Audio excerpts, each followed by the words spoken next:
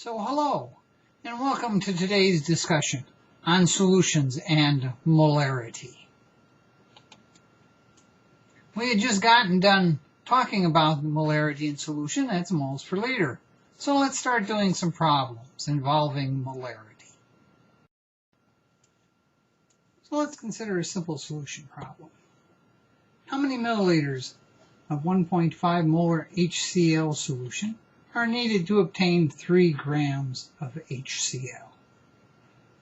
Well, the first thing, of course, we're going to have to do is get out of grams. Grams doesn't tell us anything. We're going to need to get to mole. 3 grams of HCl times 1 mole divided by 36.46 grams of HCl is going to be equal to 0.08228195 moles of HCl. That's a number of moles, but what we need is a volume, not a number of moles. So how are we going to get volume in solution?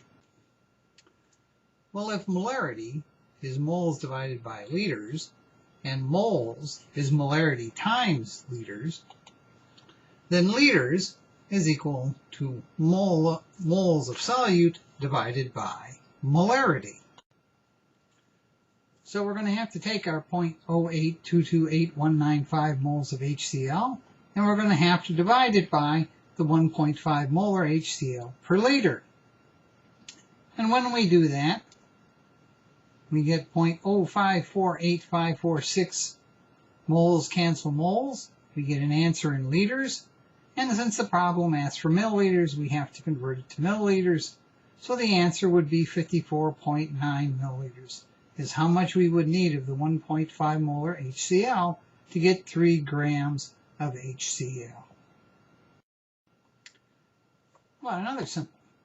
What's the concentration of sodium chloride in a solution formed by dissolving 15 grams of sodium chloride in 125 milliliters of aqueous solution? Well, again, we have grams. We're going to need to get to mole. So, 15 grams of sodium chloride times 1 mole divided by 58.44 grams of sodium chloride gives us 0.2566735 moles of sodium chloride. Now we have to get it into solution. Molarity is moles divided by liters, so we have 0.2566735 moles of sodium chloride. The solution has a volume of 15 milliliters, but of course we have to use liters. Anytime you're working with molarity, you have to be using liters. It's most frequent to measure out milliliters in the lab, but all the calculations involving molarity have to be done in liters, which gives us 2.053389.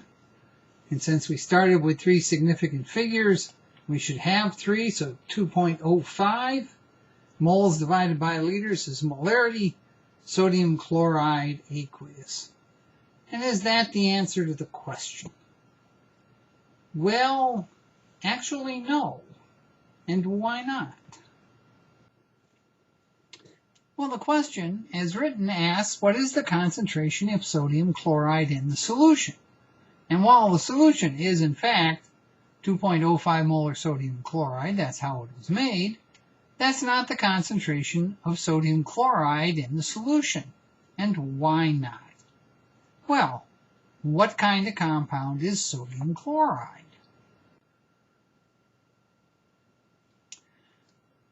What happens to sodium chloride, which by itself, of course, is a white crystalline solid, when you put it in water? Well, it dissolves. But what kind of compound is sodium chloride? And of course, we all know. It's ionic. The sodium chloride doesn't dissolve as sodium chloride. It dissolves as sodium ions and chloride ions in solution. There is no actual sodium chloride in the solution. Molecular compounds dissolve as molecules. That's what you have in the solution. But that's not what you have in the solution for ionic compounds. Ionic compounds dissociate to their ions. So the actual concentration of sodium chloride in that solution is 0. And this is one of the reasons we make a distinction between molecular and ionic compounds. This is one of its most conspicuous differences in behavior. Molecular compounds dissolve as their molecules. The ionic compounds dissolve as their ions. There aren't any of the compound wandering around in an ionic solution. There are only the ions wandering around. So for ionic compounds, we have to look at things differently. What would be the concentration of ions in a solution formed by dissolving 8.5 grams of calcium chloride in 75 milliliters of aqueous solution? Again, we have mass, which isn't helpful. We have to go to moles. So 8.5 grams of calcium chloride divided times 1 mole of calcium chloride divided by 110.98 grams gets us, well, it gets us moles of calcium chloride. We're not interested in moles of calcium chloride. We're interested in moles of ions. So we also end up with a mole ratio step here. 1 mole of calcium chloride dissolves to give you 1 mole of calcium ions in solution. So 0.06590 moles divided by 0.0750 liters, because of course we said molarity has always got to be in liters, gives us an answer that the solution is 1.02 molar calcium ions in solution. Well, that's only some of the ions. It asks for all the ions. So what's the concentration for chlorides? Well, we're going to have to do the same calculation again. 8.5 grams of calcium chloride times 1 mole divided by 110.98 times 2 moles of chloride ions for 1 mole of calcium chloride gives us 0.153181 moles of chloride ions in the solution. We have to take that and divide by our volume. And of course, again, the volume has to be in liters, 0.0750 liters, and that gives us our concentration of chloride ion is equal to 2.04 molar chloride. And this is something you have to notice. The solution has different concentrations for the different ions. This is routine for most ionic compounds. The ions in solution will have different concentrations. You have to first realize what's going to happen when the calcium chloride dissolves to give us calciums and chloride ions. And then you have to realize that they're going to have different concentrations because the stoichiometry of the compound makes them different. So let's try something different. What's the molarity of methanol in an aqueous solution made by adding 50 milliliters of water to 30 milliliters of 0.320 molar methanol aqueous solution? Well, the first question is, of course, is this the reaction? And the answer is no. The methanol is already in an aqueous solution. So there isn't going to be any reaction if we just add more water because it's already an aqueous solution. So this isn't a reaction. So is anything going to change? Well, we added more water. And what happens to a solution when you add more water to it? Well, what obviously changes is its volume will change. Adding water to water is simply going to increase the amount of water you have. But we're not changing the amount of methanol. We have the same amount of solute, but now the volume of the solution has changed. It's gone up. We've added more water.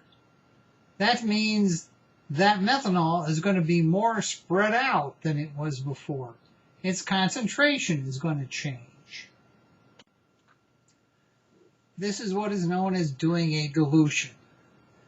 A dilution is adding solvent to a solution in order to reduce the concentration of the solute. Like we said, we're increasing the volume of the solution. That's spreading the solute out more. So the solute's concentration is going down. So adding solvent reduces the concentration of the solute in a dilution problem. Well, how much solute do we have in our solution? Well, we said working in solution, molarity times volume is moles of solute. So the original volume times the original concentration was the amount of solute we had. These two quantities are often abbreviated as M1 and V1. That is the original molarity of the solution and the original volume of the solution. And multiplying those two together gives you moles of solute that were originally in solution. But we said, it's not a reaction. The moles of solute remains the same. The solute's not going anywhere, and it's not changing amount.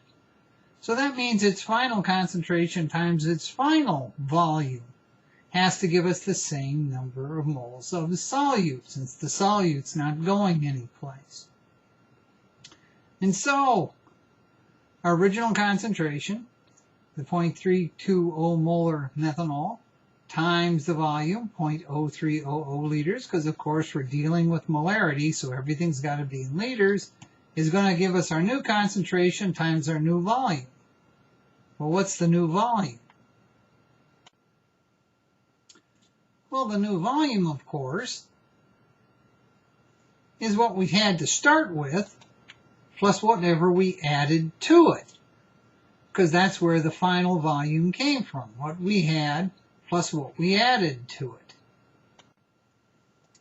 So, our 0.32 molar methanol times the original volume, 0.0300 liters, has to equal our final concentration, times the 0.0300 liters we started with, and plus the 0.0500 liters of water we added to it to get our final volume. Divide both sides by the 0.08 liters that the final solution came out to be. Liters cancel liters, and we get our answer for our final concentration. The solution's new concentration is 0.12 molar methanol. And so we've done a dilution problem. And this is something to keep in mind. There are three volumes. There's two concentrations in a dilution problem, but there's three volumes. There's the original concentration and the final concentration. But there's the original volume, the added volume, and the final volume in doing a dilution. There are two concentrations, but there are three volumes to worry about. And that concludes our discussion today of concentration in solution. Go have a nice day.